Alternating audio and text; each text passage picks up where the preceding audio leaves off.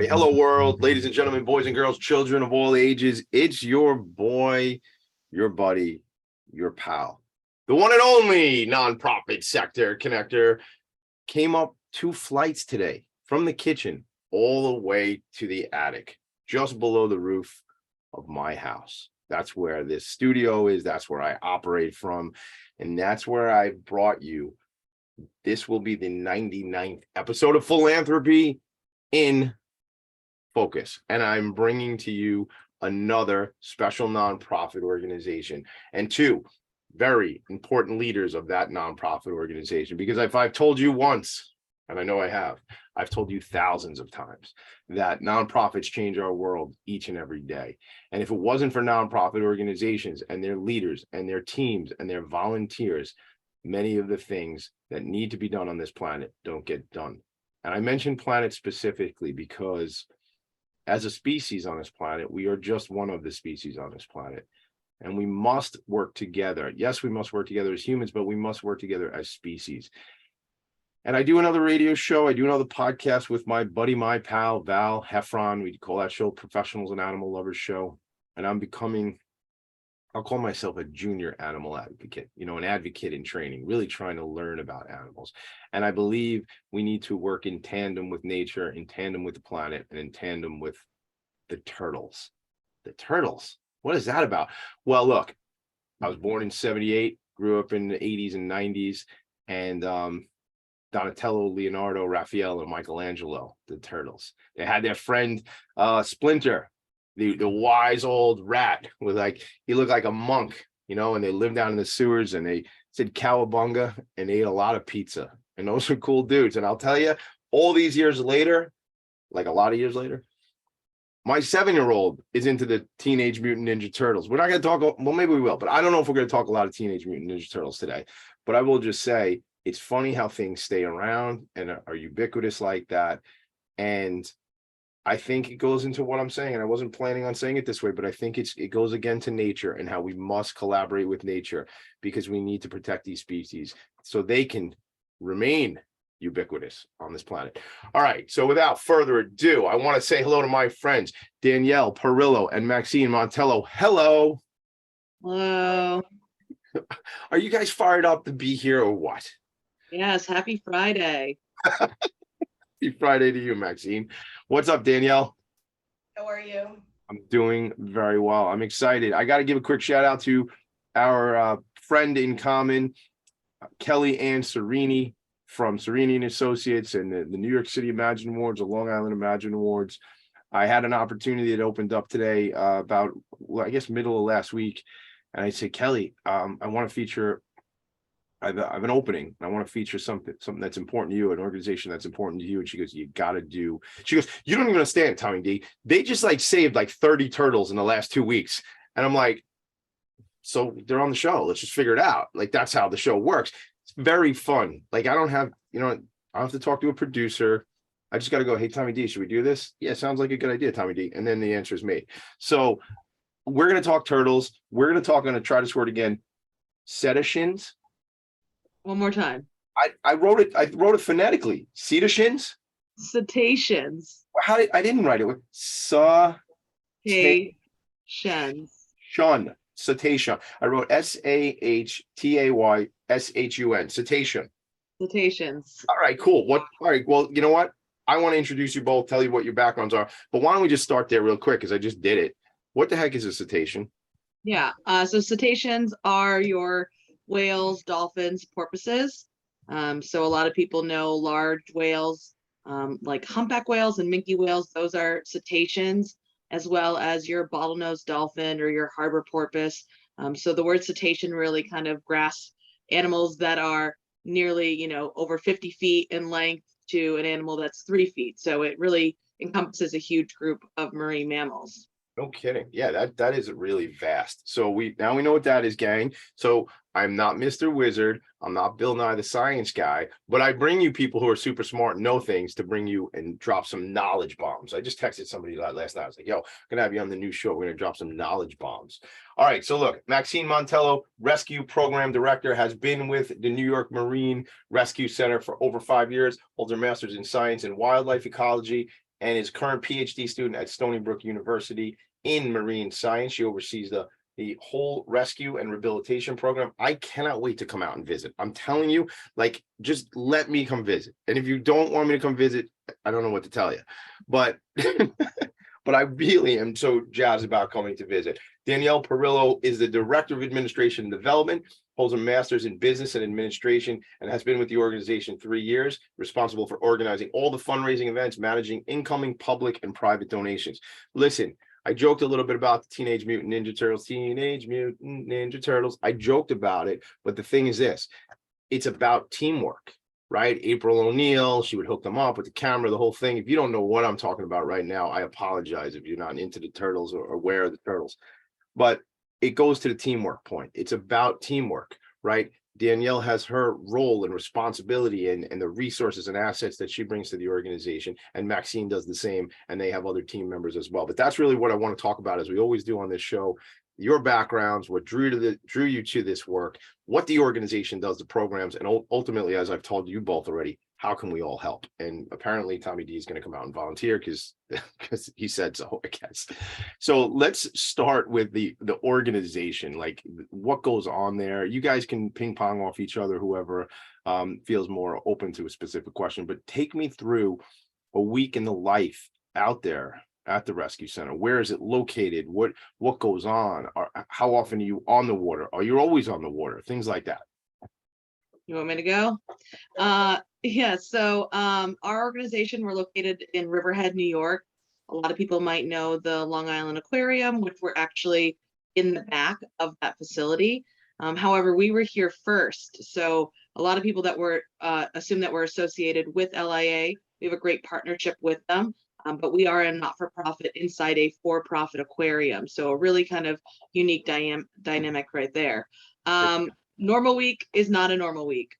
We can't predict. Every day is different. And that's why most of us are in this field, is because there's not just a normal kind of 9 to 5 here at all. We respond to, as you said, marine mammals and sea turtles for the entire state of New York. So that's from Montauk all the way through Staten Island, up the Hudson River. So our responses can be 20 minutes in the car heading out to Southampton, or we could be in the car for 3 hours trying to get to Staten Island on a Friday because there's a turtle out there. So, that alone is a big kind of operation that we do here. We also maintain a rehab. And so we're bringing seals and sea turtles back to our facility where they're in our care for minimum, 2 to 4 weeks, to some of them are with us for over a year, receiving daily care. So most of our team gets on site, and we could be here all day just with the turtles and the seals, or we could be out in the field all day responding to an animal. And we do have a kind of like seasonality. Right now we're in the midst of our cold sun season. So this is when turtles are stranding due to a phenomenon similar to like hypothermia. And then we go into our seal season, which is early spring, and then cetaceans, that word that you love so much. Dolphins strand whenever they feel like it. There's really no true seasonality to it. But they do love a good Friday at 5 o'clock special. They do. Yeah, when we're about to go home, they like to, hit the beach. So no true kind of day to day. It isn't a 9 to 5. Most of our team work, 8 to 12-hour days sometimes. And right now we're in the heat of our cold sun season. So we are pretty busy. What that word you're saying, cold sun season? Cold stun, STUN. Okay. So what what happens? Why does either a seal or a turtle, like, why do they get stranded? Like, what's because I'm just trying to, I think I know, but I'm not sure. So walk us through that. Like, they didn't do anything wrong. Is it the water, the tide? They weren't ready when the water went back out, and then they were too far away to surf in or something? Yeah, great question. So it's species specific. If we're going to talk about turtles, like I said, right now we're in the cold sun season, which is similar to hypothermia. So sea turtles are reptiles, so they're cold-blooded. They can't regulate their internal temperature. So whatever the water is going to reflect what their temperature is. And so they're here all summer, they're eating and they're having a good time. And now we're kind of really missing that seasonality. We're going straight from summer into winter. We're really losing that fall month. So these animals are not getting the cues to migrate south, and therefore they get stuck in the Sound, in the Great Peconic Bay, and they become debilitated. They float at the surface. Their heart decreases, and so we kind of get these zombie turtles into our facility. And so they're actually brought in to the beaches by winds. They're not actively swimming to the shoreline. They're Oh, being pushed by strong winds to the beach. Um, Continuing with sea turtles, we also have a lot of what we call human interaction. So these are strandings because of things that we're doing to our environment, which includes entanglement. So they are getting entangled in marine debris, fishing gear. They're ingesting plastic. Those animals get very sick and end up on our beaches. Boat strikes are huge in Long Island. People are not looking out for where they're going out on their boats on a beautiful summer day, and all the animals that we respond to are air breathers. So they come up to the surface to breathe, and then unfortunately they have these interactions. For seals, we still have the same thing: human interaction, boat strikes, entanglements. We also have harassment. We have a huge issue here in Long Island of people overlapping and sharing beaches with the seal population. And, they're small, cute, young animals that are by themselves, and people want to take their photo and get close to it. But unfortunately, that changes that animal's behavior and can cause further issues. They also have pneumonia and very sick all the time. And then cetaceans could be anything from viruses, being stuck in a low tide, if they're foraging and they get brought into shore, or again, the entanglement and the boat strike. So we really focus on those human interaction components because it's things that we're doing to hurt these animals. And so we're trying to kind of give those guys a second chance. wow. That's incredible. I again, I started it up front and we didn't really like plan that we would go in that direction, but I just understand the way our species is affecting this planet. Listen, folks, if you don't think that climate change is going on and you don't think plastics in the water are an issue and you don't think that the coral reef disappearing might have something to do with the stuff we've done, well, I disagree with you because we are impacting all of that, and impact is not always a positive word. But it's to hear these things. I want to ask one question before we even go to a quick break. When, if I'm hearing you right, Maxine, those turtles should have gotten a cue to start to swim and migrate to southern waters, warmer waters, and shouldn't even be up here, but by their makeup this late in the season. Is that what you're saying? So they're here naturally. But yeah, it's missing that cue. That decrease in temperature slowly would guide them to get out, but we're getting these huge cold snaps. And so by that time it's too late and they're already showing the signs of being cold stunned. And I want to, so the zombie thing, maybe we can get back into it because that just sounds tragic. They can't do anything for themselves. So you guys will get a call on the radio or whatever, and they'll say, look, you probably, there's a zombie turtle out here. We need him. We need some help. But maybe the regular lay people don't know what to call it that, but just this turtle's in distress. Can you come help out? Right. That kind of thing. Yeah, people call them in as dead. And unfortunately, they look dead, but they're still alive. But we have a 24-hour hotline that people can call, and that's how we get, these animals back to our facility. Yeah, I told you. I think when we were texting, no, we were talking on last Friday afternoon. You and I, Maxine. I said you need to meet our friend John D. Leonardo, like the turtle, but John D. Leonardo from Long Island, Humane Long Island, and John was actually one of our honorees, one of the awardees from the first ever Compassion Awards for the Professionals and Animal Lovers show, which is this whole other thing, that whole other project that I'm on. But John does incredible work for the animals. He's an anthrozoologist, and I think you all would get along. And he's out in Suffolk somewhere, so I'll have to make that connection happen. Danielle, when we come back, I want to talk a little bit about events and things like that, and what sort of events, like obviously fundraising events are going to be important and critical from the perspective of development and bringing in revenue and things like that. But maybe even just events like community-based stuff, how we can do that, because I have to imagine that this is so great for children, an organization like yours, from an education perspective, right? Not only education about learning about the animals, but also education of let's do the right thing by this planet so we can protect the other species. So let's talk a little bit about events and things when we come back. Is that good with you guys? Great. Very cool. This is Philanthropy in Focus. We will be right back. Are you a business owner? Do you want to be a business owner? Do you work with business owners? Hi, I'm Stephen Fry, your small and medium-sized business or SMB guy, and I'm the host of the new show, Always Friday.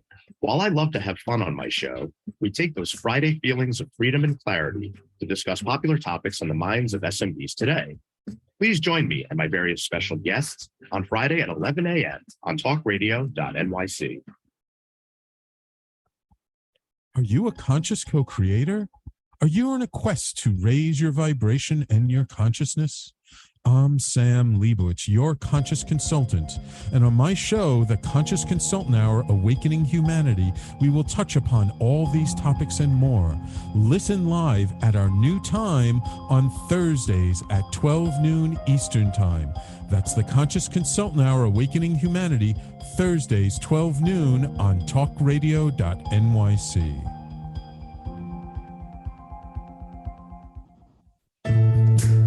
Are you on edge? Hey, we live in challenging, edgy times, so let's lean in. I'm Sandra Bargman, the host of The Edge of Every Day, which airs each Monday at 7 p.m. Eastern Time on talkradio.nyc. Tune in live with me and my friends and colleagues as we share stories and perspectives about pushing boundaries and exploring our rough edges. That's The Edge of Every Day on Mondays at 7 p.m. Eastern Time on talkradio.nyc. You're listening to Talk Radio NYC. Uplift, educate, empower.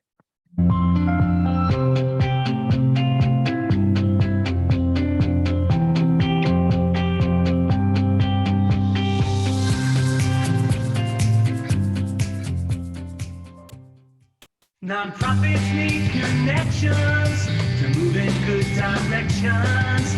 So cut through all the static. Join Tommy in his attic. I love that. I don't know. I mean, maybe in the new year, maybe into the future, we have to have like I see you, Mick Collins, on Facebook. So maybe we have to have like a hip hop version of that, like an Eminem style, like Join Tommy in his attic thing. We'll have to see how that all goes down. So I got to tell you, you guys have to meet my buddy Mick Collins because he's such a character, and he is like, he goes on Facebook and puts like a Britannica.com citation thing right now for me so I can go study later on, and he has like a corny dad joke, and he said that the let me just, how did he say this? He's referring to these animals, and he said they hit the beach on porpoise like there's no accident. Oh, like Mick, I'm giving you a hard time, but I'm gonna use that joke on the children later on because I'm all right, let's jump back in this conversation. New York Marine Rescue Center is here. Danielle Perillo and Maxine Montello, who are just like doing the good work right on the ground. I mean, Danielle, your focus is more on bringing in the dollars, right? Doing the events and things like that. Can you talk to me a little bit about, your experience with the organization over the last 3 years? Sure, absolutely. So we have three regular fundraisers. We added another fundraiser this year, which has been super successful. And so we're looking to grow that for next year. But every year we host our annual gala. This year will be taking place on May 12th. Then we have a 5K that we host, which will take place in October, date to be determined. We have the Long Island Aquarium actually runs a paddle battle for us, which is a fundraiser that takes place on the Peconic every summer. So that will happen in July. And then this past year, Maxine had the idea to start what she called a turtle crawl, which is a brewery crawl throughout Riverhead. We visited 5 breweries and it was super successful. Everyone had a great time. And so there was a lot of momentum after that. So we're looking forward to really building on that in 2023 as well. See, now that's super funny to me. I don't drink alcohol anymore, but I used to. And sometimes, I know people who look like a turtle at the end of a night, or they could best get down the street with crawling. Okay. Yeah. So I can't, and and this time of year, I don't know if it's happened yet. Maybe it's happening next week, but it's like this very sloppy day in New York City, like Santa.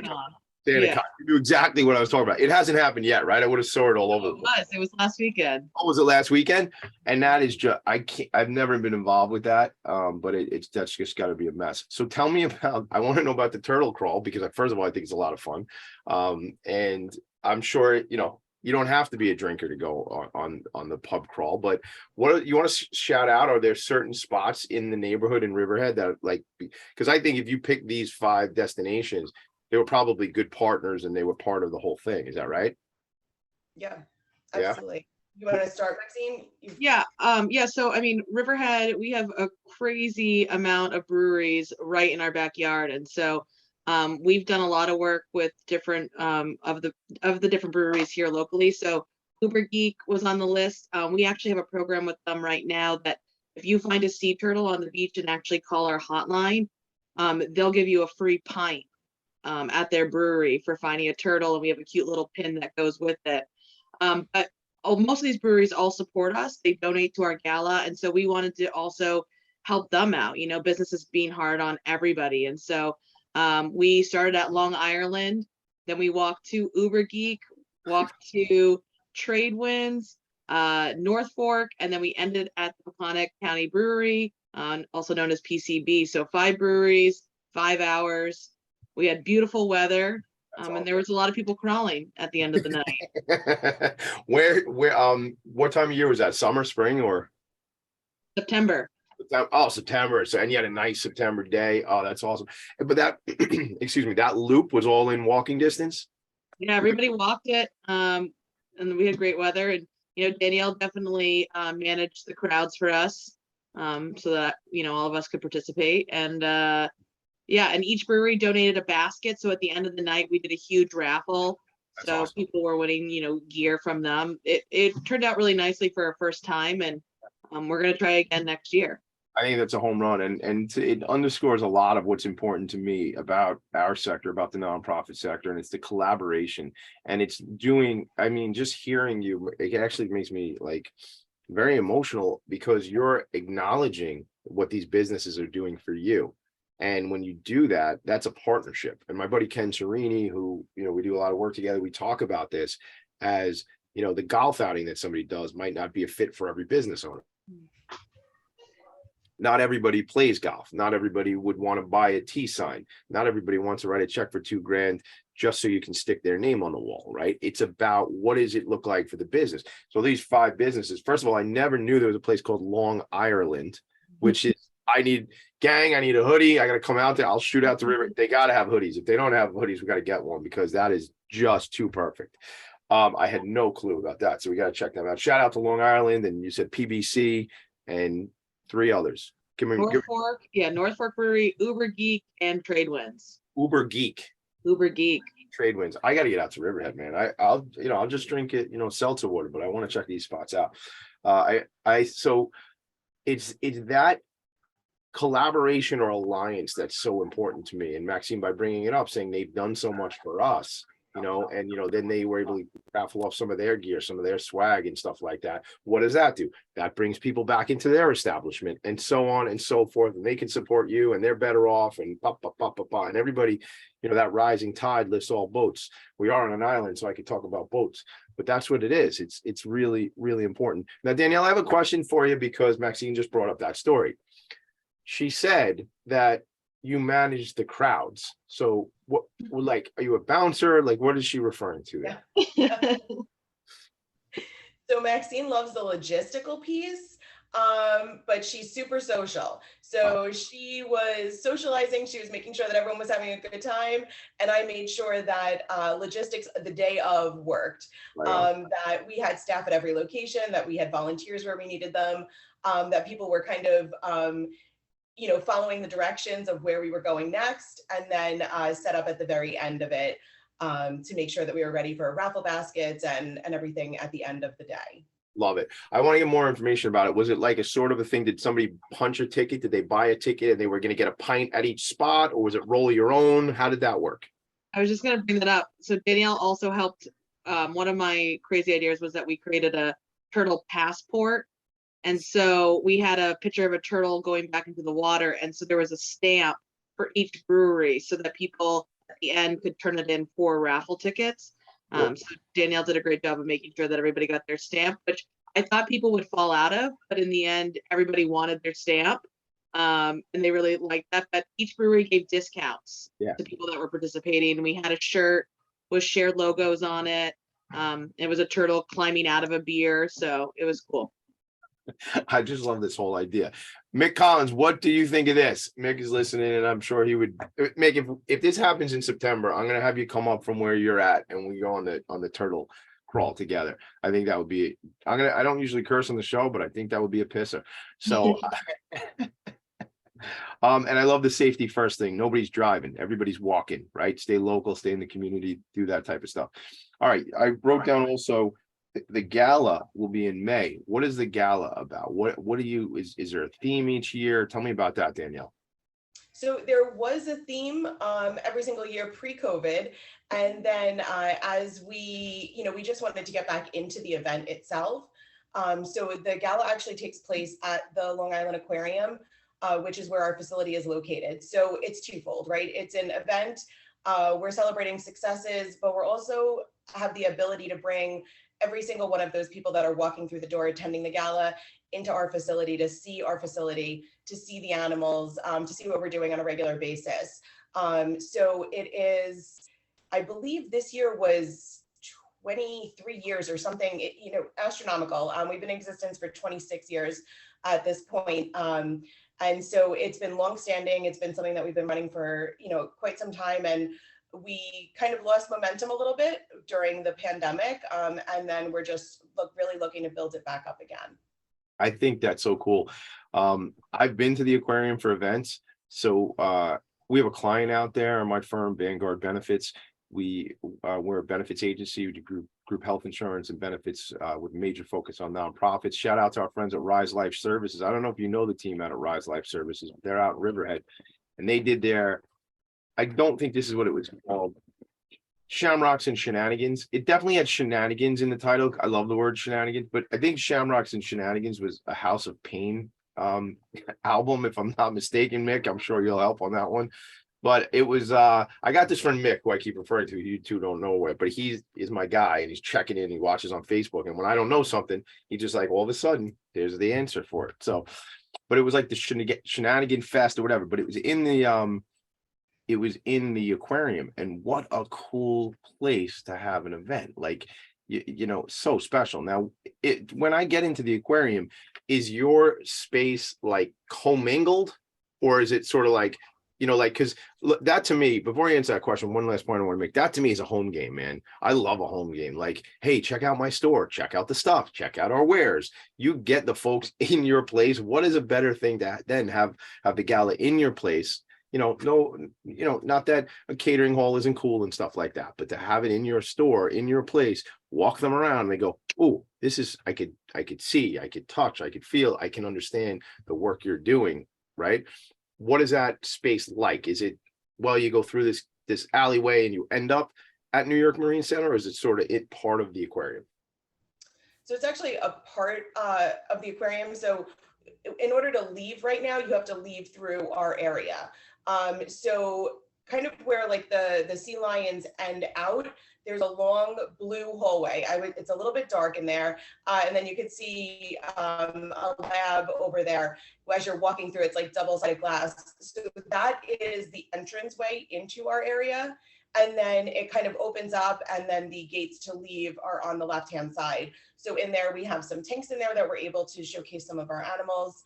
And the same thing, it gives us access to all of their members, all of their guests on a regular basis, which is a great opportunity for us to then really educate the public on the work that we're doing. That's awesome. All right. And I know there's got to be a ton of education going on. I brought it up in the first segment. We didn't get a chance to get into it yet. I want to do that when we come back from a break. Because are there classes like for young people to come through and stuff like that? Yeah. And do you collaborate with other nonprofits and stuff? Not as much, Maxine, no? Yeah, I mean, we offer programs to a lot of different outlets. So, we can touch base on that. Yeah, I have an idea around that, certainly with the individuals with intellectual and developmental disabilities as they age out, and there's different activity opportunities. And shout out to my friends at the Spirit of Huntington Arts Center, where I'm on the board, because I think there's so much collaboration that can go on in the sector, and that's what I'm really trying to be, that catalyst and that bridge between that type of stuff. So we are going to take a quick break, but when we come back, let's jump into that education piece. I think this is so fun. I mean, if it wasn't so nasty out here on Long Island, I'd probably jump in the car and come out to Riverhead right now just to see show me the turtles, man. We'll be right back. Philanthropy Focus. I'll be right back. Are you passionate about the conversation around racism? Hi, I'm Reverend Dr. TLC, host of the Dismantle Racism Show, which airs every Thursday at 11 a.m. Eastern on talkradio.nyc. Join me and my amazing guests as we discuss ways to uncover, dismantle, and eradicate racism. That's Thursdays at 11 o'clock a.m. on talkradio.nyc. Are you a small business trying to navigate the COVID-19 related employment laws? Hello, I'm Eric Sauber, employment law, business law attorney, and host of the new radio show, Employment Law Today. On my show, we'll have guests to discuss the common employment law challenges business owners are facing during these trying times. Tune in on Tuesday evenings from 5 p.m. to 6 p.m. Eastern Time on talkradio.nyc.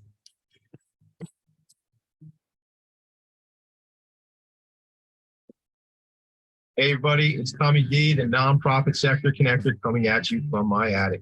Each week here on talkradio.nyc, I host the program Philanthropy and Phocus. Nonprofits impact us each and every day, and it's my focus to help them amplify their message and tell their story. Listen each week at 10 a.m. Eastern Standard Time until 11 a.m. Eastern Standard Time, right here on talkradio.nyc. You're listening to Talk Radio NYC at www.talkradio.nyc. Now broadcasting 24 hours a day.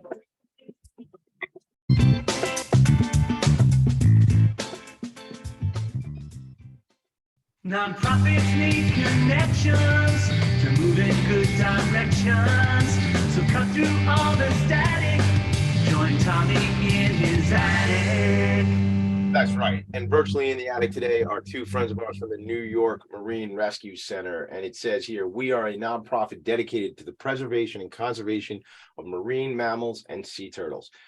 We are the only New York State permitted facility to rehabilitate both seals and sea turtles, and are also responsible for rescuing seals, cetaceans, and sea turtles. I looked down at my, I wrote it out phonetically on that one, Maxine. I had to look at my notes, but I think I hit it pretty good, right? Like at least 90%. I think it's gonna be like your new favorite word. You're gonna have like dreams about cetaceans. I might. I don't, no judgment. There's a judgment-free zone in the attic. We don't judge here, man. If I want to think about cetaceans tonight, listen, what about, I meditated this morning. I like to meditate because it brings me, because you could tell I need to bring it down a bit. But it was, when sometimes you could put on, like, go, hey Alexa, can you put on like sounds of the ocean, or like, hey Alexa. I don't have an Alexa in the attic, or there'd be all sorts of noises going on right now.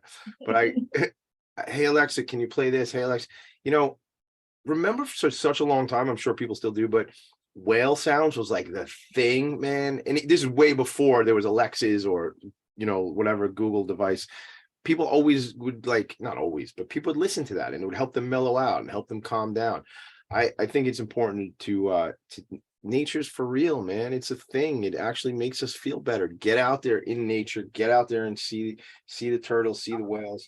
I have two questions. I want to talk about the education like we talked about before the break, but as I was thinking about what you said earlier, what Maxine had mentioned, 5 o'clock on a Friday, some seal gets, is like, Maxine and the team are probably ready to go home, but maybe they got to come out and do one more rescue for the day, right? Here's my question, because you said sometimes you got to go out to Staten Island, sometimes you got to go up the river, up the Hudson River. I'm going in my mind, this isn't like, you grab your hatchback and your keys and your cell and you're like, I gotta get out.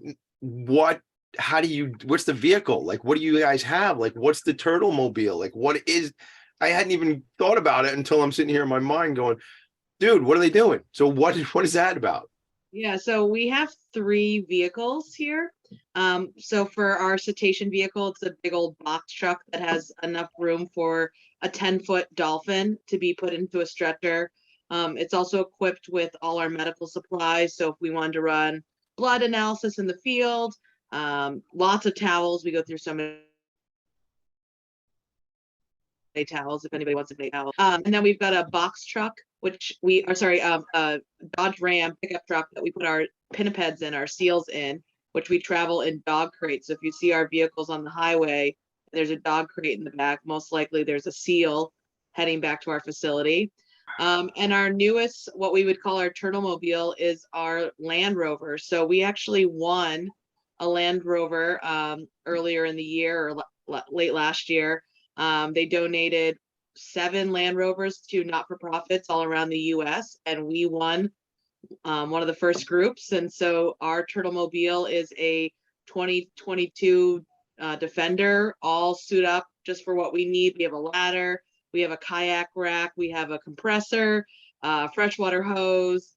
So it's a really nice vehicle for us to be able to get to these animals. So we travel in style is the answer. Right on. I totally dig it. And let me tell you something.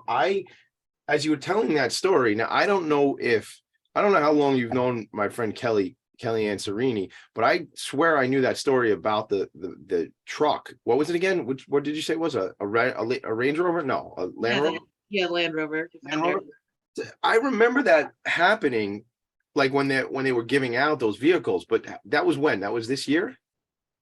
Yeah, so Danielle, we officially won last year, but we were flown down, Danielle and I, to Asheville, North Carolina to see our vehicles for the first time earlier in the year. Okay. And Yeah. so able to test drive them. So we didn't get the vehicle in our hands until earlier, like in February, March time. Of 22. Yeah. Yeah, I wonder if it was Kelly that had told me that story, but she's way into the animals, so it could have been her that told me that. But I hadn't remembered it until I heard you telling it right now. Let me ask you this. Is it wrapped? Is it like wrapped with like tricked out with like, oh, cool. All right. So maybe, I wonder if it's on the website. Is it on the website? I think it's on our social media. We've done a lot of posts of it. It's a beautiful green sea turtle and then our logo on it. So it's like reds and blues, really, really bright. And, secret is that the Land Rover guys, when we were doing our test drive, shared that they really thought ours was, one of the top guys. Yeah. Top artwork. That's awesome. All right. Well, so speaking of artwork, does the New York Marine Rescue Center have hoodies? Danielle's your girl if you want a hoodie. You have a hoodie? Yes. So we do have staff. We've never actually created like an NYMRC sweatshirt or swag that we sell in the rescue center. But we have been asked that before, so we will have to. Yeah. We do partner with some other local companies. So Title Tees has done some stuff for us. There's a company called Float, which is I think it's a worldwide organization that supports different nonprofits, animal nonprofits around the world. And so they've created shirts for us, but I really have to get on getting something specific for us. I'd love to talk to you about that because I just think it's so, you said that other company was called Float? Yes, for the love of all things. For the love of all things. Yes. Float does a week campaign for not-for-profits, like usually animal focused. And so you design a shirt and sweatshirt with their team, and then you have 1 week and they donate $8 for every item sold directly to that program. So we have one coming up in the early year where we've done it, but we've worked with them for five shirts now, and we've done a good job. But I wanted to mention, Danielle mentioned Title Tees. So Title Tees is this girl, Sydney Bell, who actually was one of my students at Stony Brook. And she had a project for our marine mammal sea turtle class where she was drawing a campaign, Save Sea Turtles. And we actually loved her design so much that we started working with her. And so that's our Go Slow Sea Turtles Below campaign. And so she does all the shirts and she donates 100% right to us.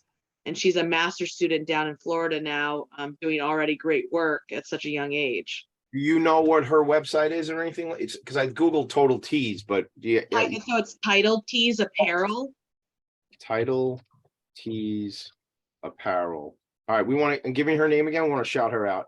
Sydney Bell. So she does our Go Slow Sea Turtles Below campaign, our Cold Stun campaign. We just did a seal one with her. So She draws everything herself. She puts it all on the website for us, and then she donates 100%. So she's already an amazing human and so young.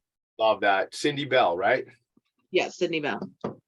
We appreciate you. Thank you for your support of the organization. Thank you for looking out for the turtles. All right. I want to know about education. I want to know, what programs there are, if the kids want to come through, or even if it's a daily thing. Is there something in the summer? Is there a camp? Is there just, a couple of days a week? What does that look like? I can start. So we have a lot of different educational programs, anything from behind the scenes tours here at our facility, to we go to classrooms and do different marine mammal or sea turtle lectures. We train volunteers out in the field, and people that want to get involved in our program. Also with education, we do these adopt animals. So a classroom can adopt a sea turtle or a seal, and then they get to come out for the release. And some of those groups have raised money to put a satellite tag on those animals. And so I saw it looked like it had like an antenna, right? Yes, our little tracking device. So those are very costly, and of course we can't put them on any animal, but we've had some really great partnerships with schools in Long Island that have raised money to buy that tag, and then they get to follow, the post-release story of that animal and see, how that these animals can get a second chance. What are you trying to find out? Like, you try to find out where they go, like what their habits are, like, because, and it's not like there's a camera on there. It's just, you could just track. I'm asking, is there a camera on there? Or are you just tracking like their habits? What? Yeah, so we're just looking at their post-release movement pattern to see, that there used to be a huge debate with rehab. Are these animals stranding? And is it natural selection? Should these animals even get a second chance? And so we're showing that the work that we're doing is worthwhile, right? All the resources that we put into this animal. And so we're showcasing that these animals can exhibit normal behaviors after they've been with us for 6 months to a year. It's also a little bit to know about what these animals are doing here in New York. And your question about cameras, stay tuned, because that's our next project, is launching some cameras out there. If you're only listening, you can't see my face. I'm like fired up. I mean, come on now. That's cool. Like, it's almost like seeing the world through the eyes of a turtle, right? Like, I forget what it was. I don't know. I know, since this is your world and you're really into this stuff, Maxine, maybe you remember the one with the goldfish and Dory and what's it? Finding Nemo. Wasn't there like a surfer dude? Goldfish. What? No, he's not a goldfish. Clownfish. He was an anemone, wasn't he? Anemone?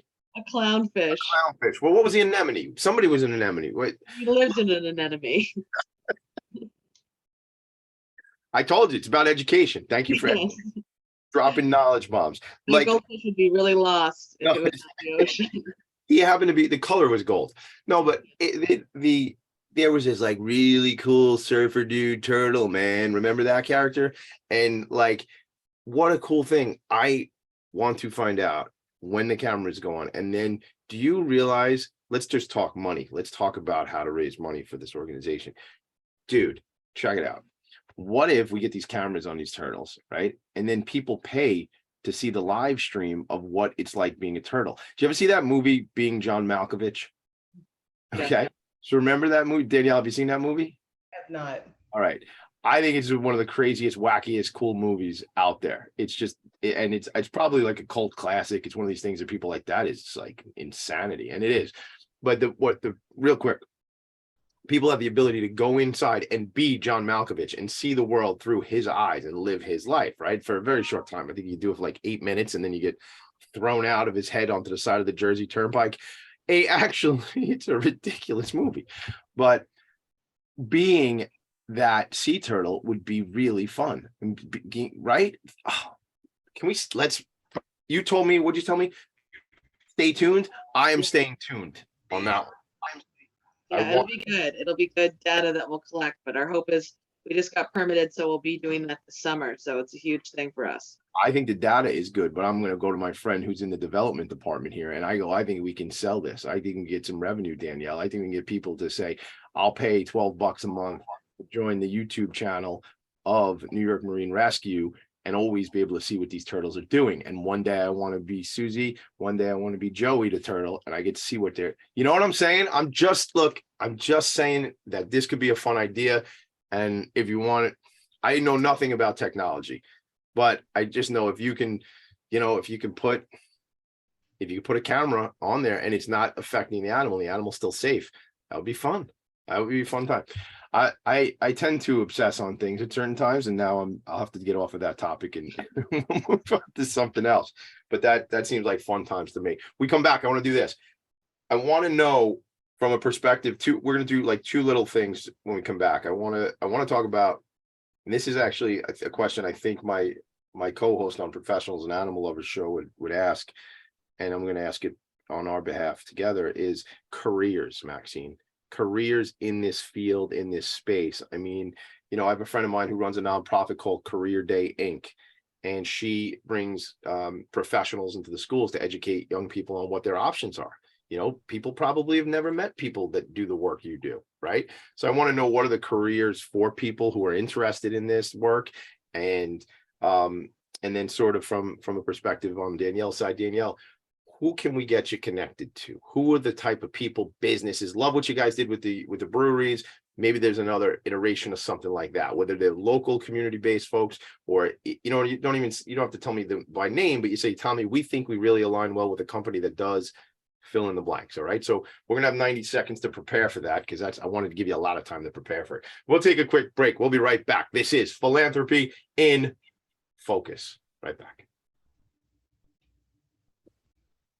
Hey, everybody, it's Tommy D, the nonprofit sector connector, coming at you from my attic. Each week here on talkradio.nyc, I host the program Philanthropy in Focus. Nonprofits impact us each and every day, and it's my focus to help them amplify their message and tell their story. Listen each week at 10 a.m. Eastern Standard Time until 11 a.m. Eastern Standard Time, right here on talkradio.nyc. In a post-COVID world, you may have many unanswered questions regarding your health. Are you looking to live a healthier lifestyle? Do you have a desire to learn more about mental health and enhance your quality of life? Or do you just want to participate in self-understanding and awareness? I'm Frank R. Harrison, host of Frank About Health, and each Thursday, I will tackle these questions and work to enlighten you.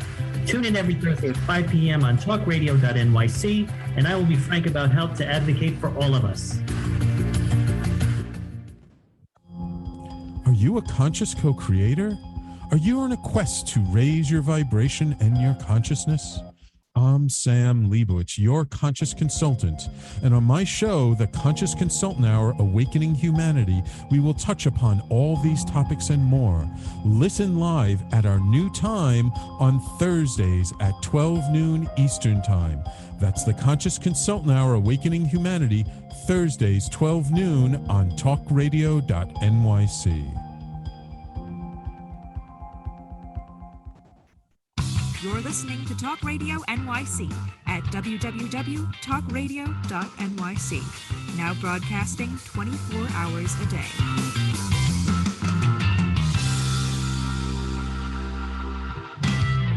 Nonprofits need connections to move in good directions.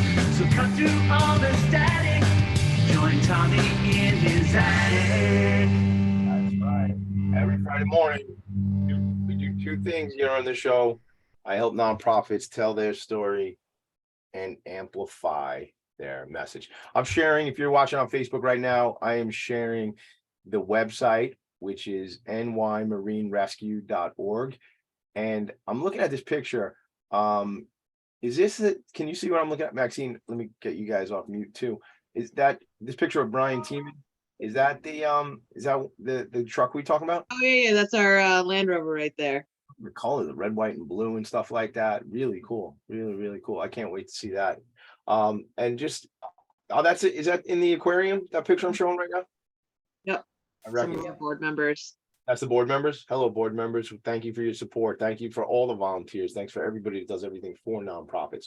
So let's come back to the conversation now. But if you want to check out the website later on, gang, it's nymarinerescue.org. No big deal. They're just changing the world. No big deal. They're just saving animals. It is a big deal. Of course, it's a big deal. All right.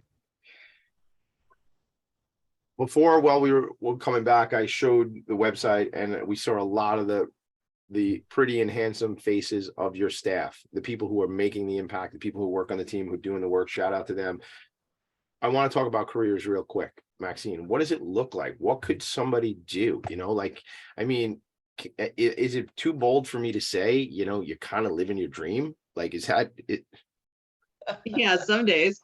Yeah, I got really lucky, but career wise, I think a lot of people that want to work with animals maybe start off with wanting to be, a dolphin trainer at SeaWorld. That's, I think, where, Busch Gardens and SeaWorld really captures a lot of young kids' minds, and they want to be zookeepers or aquarists, which is the zookeeper of the aquarium world, which I did for a long time. And, this work is different. It's very more like conservation where, though it's so hard, we're not baby talking to these animals. We do get attached, but, our goal is to get them back into the wild.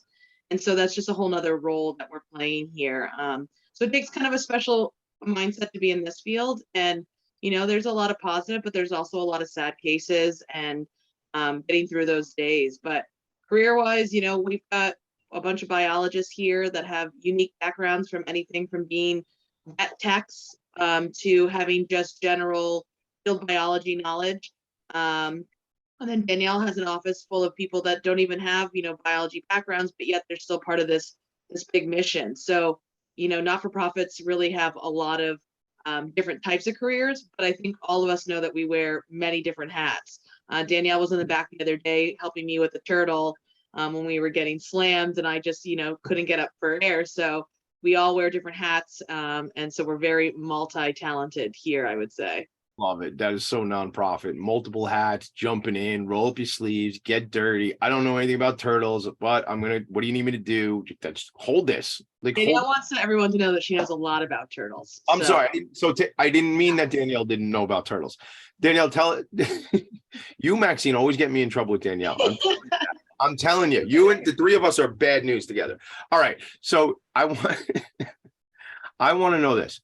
Before we get into, who do you need to connect with? Who do you think is a good power, like partner, referral source, connection, strategic partner, whatever. What is, wow, I just kept talking and I lost my train of thought. You told me the other day, Maxine, that they're like 5 feet, these turtles. What is the weight of like a 5-foot sea turtle, roughly? Ranging between 300 and 500 pounds, some of those 5-footers. Bigger ones can be over, 1,000. The leatherback sea turtles are very large. We thankfully work with some of the juveniles, so they're only a couple pounds, but they get much bigger. We're just a little bit of a stopover for some of these animals. Do you have is there, like, when they're floating like the zombies and whatnot, do you have a boat? So we get to work with the New York Department of Environmental Conservation's DEC, Coast Guard, Bay Constables, Marine Patrol. We call them up. We have great partnerships, and they'll take us out immediately, which allows for our team to be safe and focus on the animal. And they're able to get us out there. Fishermen have also helped us. Maybe they'll bring an animal back to shore for us. So those great partnerships help us. We've had a boat, but it's okay for right now for us not to have a boat. Fair enough. Yeah, that makes sense. Okay, good. Yeah, use those resources, which we're going to talk about right now, but use those resources to the best. That's our asset, right? Certainly our social resources are people, but then it's dollars. If we don't need a boat, let's leverage somebody else's boat, right? That's all. Thank you for the Bay Constable and all those folks that are doing that work, and the fishermen who are helping out. Danielle, when you think in terms of, as the organization grows, who do we want to connect with? Is there certain industries, certain professions, certain people by name, if you wanted to, that you're looking to connect with? Yeah, I don't know per se that there's certain companies that we're really targeting at this point, but our entire mission is just assisting in getting our word out there. So the more funding that we have coming in, the more programming that we can do. When we're working with corporations, what we're looking for is not only those corporate dollars, right? Because that's super helpful for us, but also like how we can educate their team, how we can engage them in some volunteer activities. So some of our corporate donors participate in private beach cleanups, or they're attending our beach cleanups every month. So between the months of April through December, we host a beach cleanup at 5 beaches across Long Island, which is a great opportunity for us. There are some weeks that we might only have 5 people, but there's other times where we've had up to 50 or so people that are participating in these cleanups, which again gives us the opportunity to educate those people that are there about how important it is for us to remove all this debris off of the beach before it goes into our waters. That's a home run. I want to be part of that when that happens. When does it start again in April? Is that what you said? In April, yes. Yeah. I want to be part of that. Maybe we'll make a whole thing, get a bunch of networking people together, come out there, make a team building event, make it a volunteer day. I think that would be super fun. I am super appreciative that you both did this and came on the show today. I think we had some laughs. I think we educated folks, which is the laughs are critically important because I like to have fun, but also it's the education. I think we really made an impact for people. I want to be a friend of yours. I want to be a friend of the organization. I want you to continue staying in touch with me. Let me and my world know how we can help. And I promise I am coming out for a visit. I mean, I can't wait to just I've never seen a sea turtle in my life, except on pictures, so I'm excited to do that. Thank you both for being here. Just shout out any sort of social media or anything that you want people to pay attention to real quick. Yeah, I mean, check out our Instagram and our Facebook, which is just NY Marine Rescue Center. Our 24-hour hotline, if you find a marine mammal or sea turtle, is just 631-369-9829. Again, that's 24 hours. So even if you think you see a healthy animal, we still want to hear about it. We'd love to hear about any healthy or sick marine mammal or sea turtle. And stay tuned for the experience, which is going to be cameras, and you're going to be able to ride along as if you are a sea turtle. I'm making that up, but I do have a deal with the universe, so maybe it happens. All right.